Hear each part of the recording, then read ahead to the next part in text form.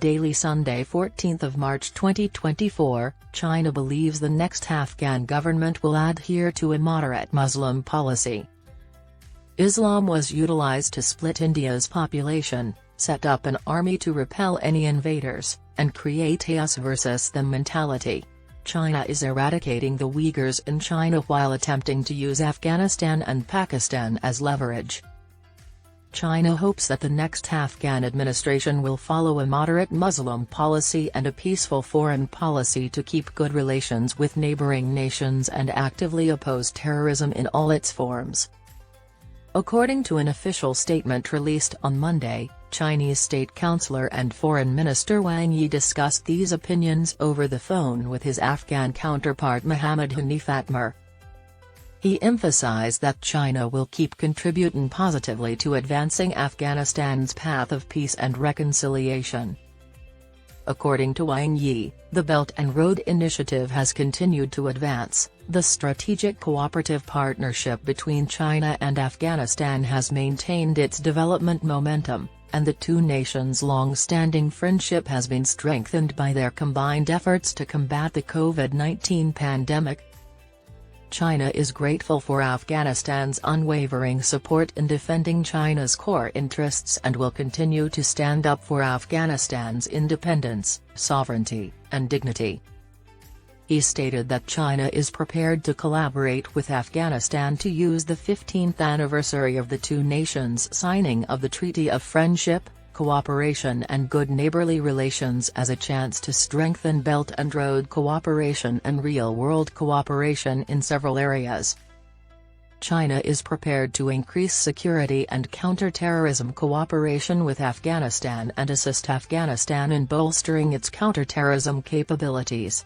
China will continue to give Afghanistan and other South Asian nations the support they need in their fight against the epidemic.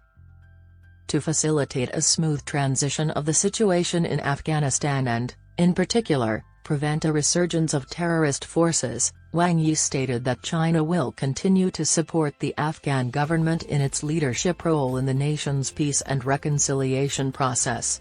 She also called on all parties to support and implement pertinent resolutions of the UN Security Council.